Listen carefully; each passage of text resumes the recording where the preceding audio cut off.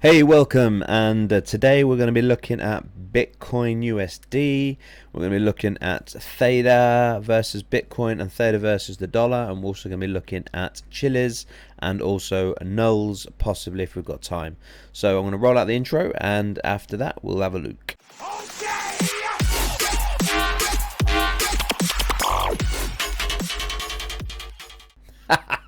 Boom!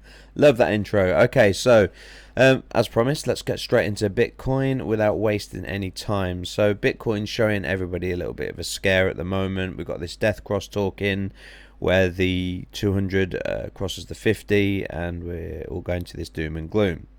Thing is with the death cross and the opposite, the golden cross, is of you as you get them on the charts and you go through in past history and you look at whether they've performed massively or not massively. Overall, yeah, generally speaking, if you follow the golden crosses, they do, but the death crosses haven't really given as much, apart from the major dump in 2017, which obviously fell through and gave a positive result. But there have been times where we've only had like 20-30% drops, and then we've come straight back and recovered from it within a matter of just weeks. Let me just tell you that with regards to support and resistance, which I do tuition videos. Just go and have a look at my channel, and there's all sorts of videos on there.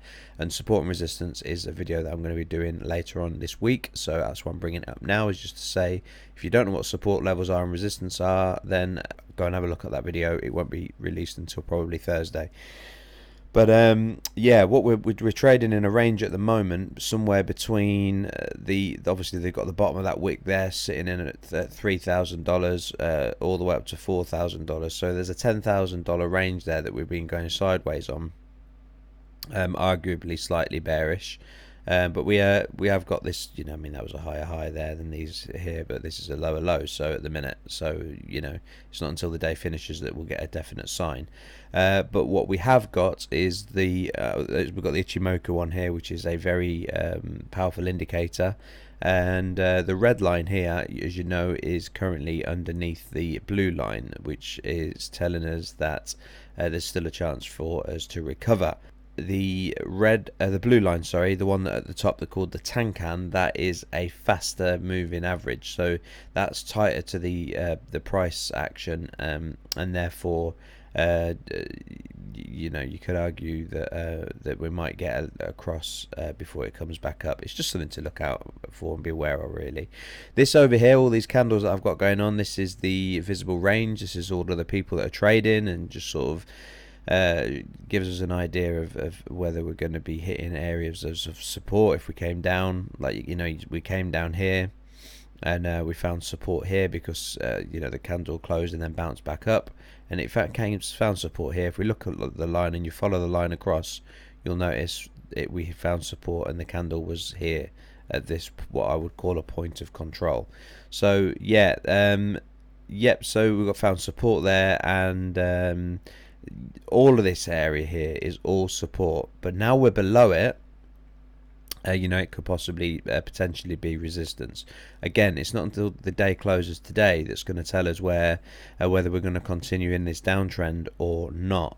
So this could form what Mr. John Bollinger would class as a double bottom confirmation. So there we go, that's that. So we've also got the candle here giving us support.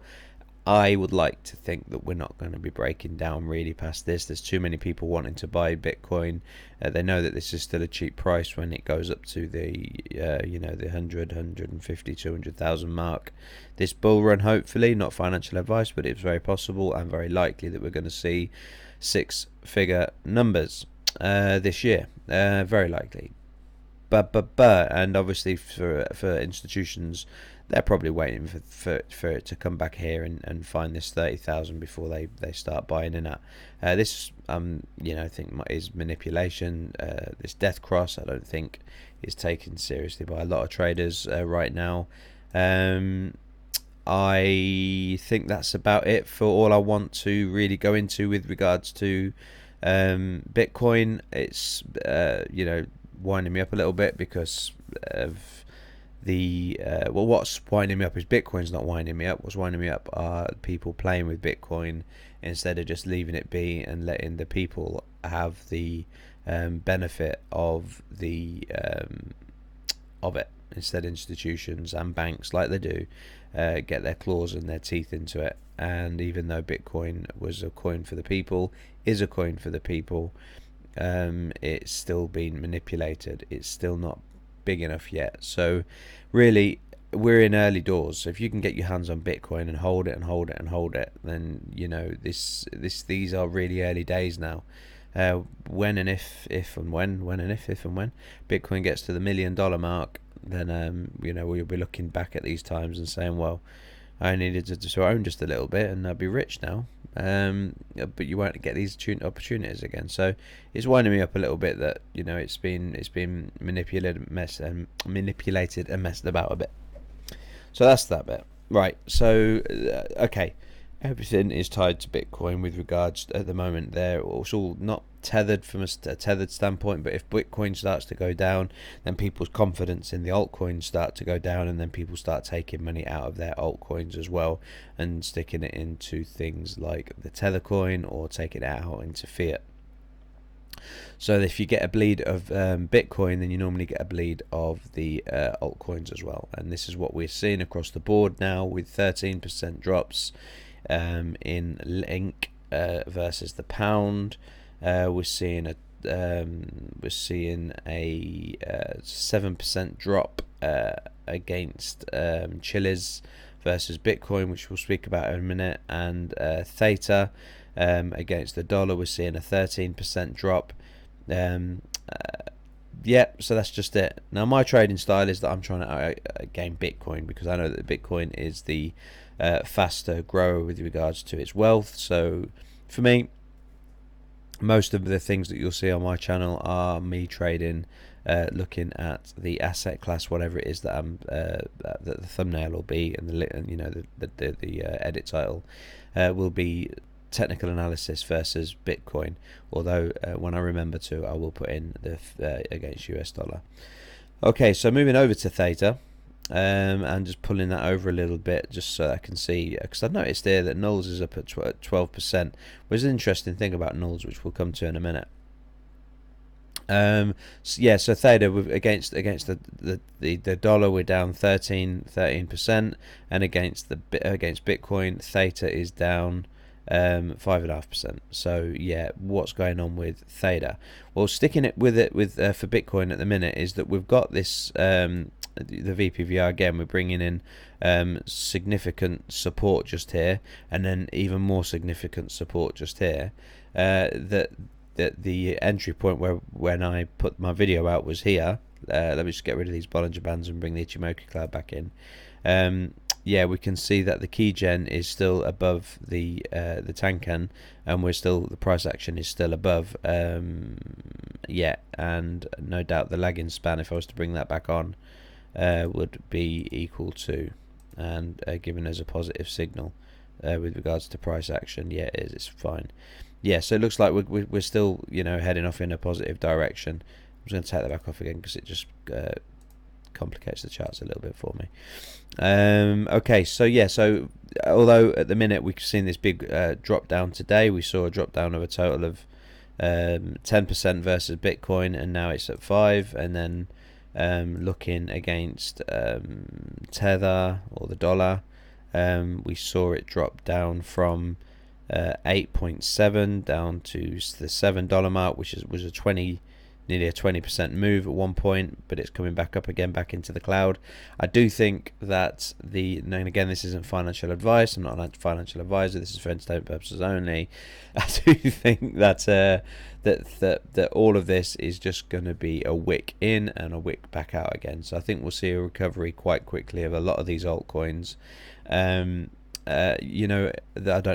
saying yeah, I've been trading a long time, relatively, and it's an emotional game. When you look at the Fibonacci's sequence, Fibonacci's in nature, and the trading is nature as well. When we find that fear or greed comes into these things, or worry and doubt and FUD, and FOMO. It's all just messes with your emotions, which makes you either sell or buy or hold, or it's all emotionally driven, and you end up making an impulsive move, and that impulsive move then either ends up being for or against, and more often than not it goes against you, because you buy at the top and you sell at the bottom, because that's what the markets do. Thankfully we have tools to help us stay emotionally detached. Although it is difficult, it is something we all need to learn how to do, and it is a learnt behavior. It's something that's counterintuitive, and it's something you need to learn. You need to learn how to do. And now is the time to, if you're holding these bags, now is the time to train those biceps and those pecs. Go to the gym mentally and turn around and say, okay, well, this is a training exercise. I'm staying. And I'm going to stay into this gym until I learn some discipline and stop getting wrecked because you're coming out and you're selling at the bottom and you're buying at the top. Okay, so that's my recommendation there from a personal experience, and I hope that it would work out for you too. Okay, so that's Theta. Bitcoin, yeah, we'll have that bounce back. I think Bitcoin's going to bounce off of that. Just let me just go back to Bitcoin while I've still got you here. If I bring up let's get a rectangle, I think, and bring a rectangle around about here, and go down to that bottom. I mean, that's a really wide one. I'd rather sort of go down to maybe go down to him, because these two wicks, I mean, they're just massive. We'll pull him down to the bottoms are there. I'd say that's where our anything in here is in Wickland. Let's call it Wickland. And Wickland is a place of fear, and it's not until we start going below Wickland, and especially Wickland, because Wickland is where it came down to last time, which was 30,000. So it's not until we get a closed candle under 30,000 that I would start to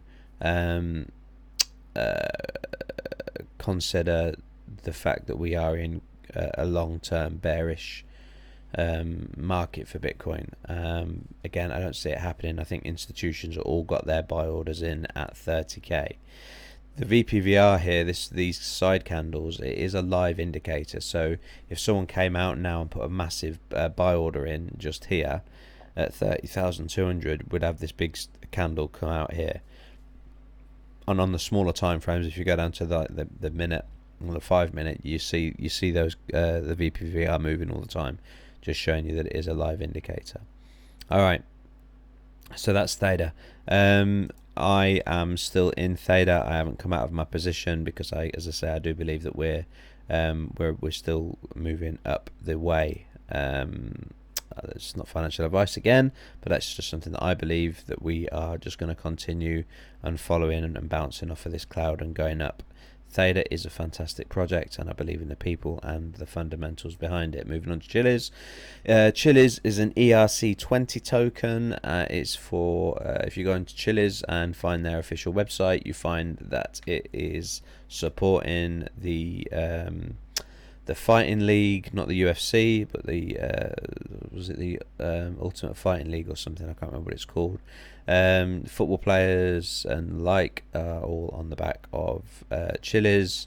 So just like getting into DeFi before the DeFi space all kicked off, we're still early stages in the NFT game. So I think the NFTs like Chiliz and other ERC tokens, we are in a place where it's still time to get in and still be able to make lots of money from them, and I think it'd be a great investment for us longer term. Just like the cryptocurrency follows Bitcoin, I do believe that we'll get a decoupling myself from the NFT space to Bitcoin, because I think they are completely separate, like XRP and Bitcoin. Eventually, I believe will decouple too, if it hasn't already. Probably not. No, it's not. But I believe that it will happen eventually to both of those assets. That's NFTs and XRP. Okay, Nuls. Nuls is something that I was looking at. Saw this happen yesterday, and because I've got the token and I bought up here, I was thinking, shall I cut my losses? I noticed when I went to the 20 SMA, so if I just bring off and bring up the Bollinger Bands, I saw yesterday as I was heading to bed, I saw that we were closed in the day at just underneath the 20 SMA, which is the moving average of the Bollinger Band there.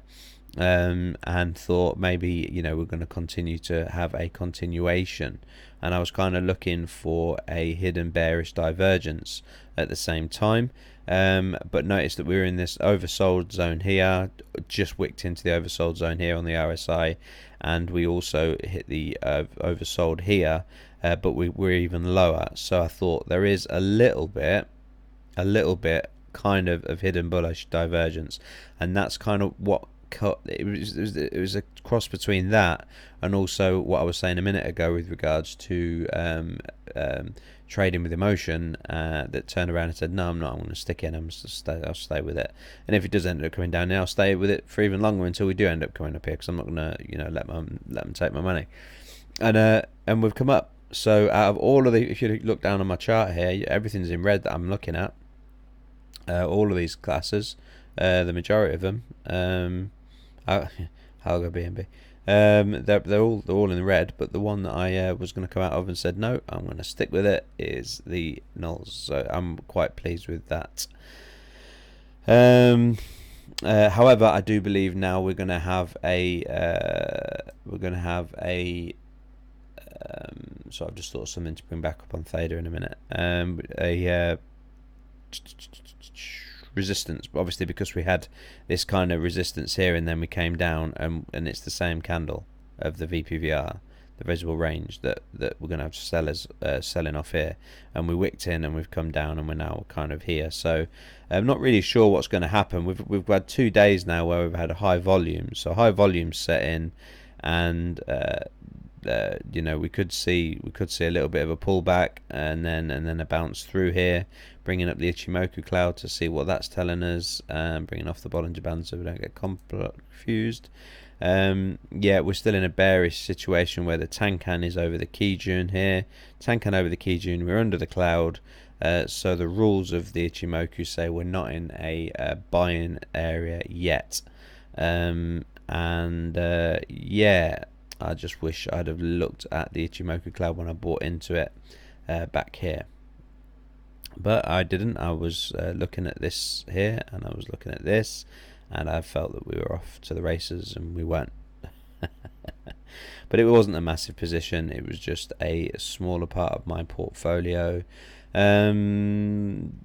What was I going to say? Oh yeah, going back to there, I noticed there was a W pattern here. Okay, so yeah, coming off of the cloud here, when I was mentioning about the entry point here being where the Kijun was just coming out of the cloud, and I said, okay, because the Kijun's now out of the cloud, we've got both the Tankan and the Kijun and the price action above the cloud. It's confirmed with the visible range, saying that we've got support here. Now's a good place if you want to make a trade on Theta, then great, crack on, let's do it. So we put the buy order in. It went up, I think it went up 15% if I recall. Nope, it went up 20% to the wick, and then the closed body went up from there to closed body was 15%. Yeah, so yeah, it went up to there. We've formed okay, there's 2 things we're looking at here. First of all, we have got this W pattern, and the shoulder of the W pattern is you would normally do the measured move on the shoulder, and the shoulder line is where this yellow line is here. So this is the shoulder line, and now normally you take your the measured move to find out where you would take your profits.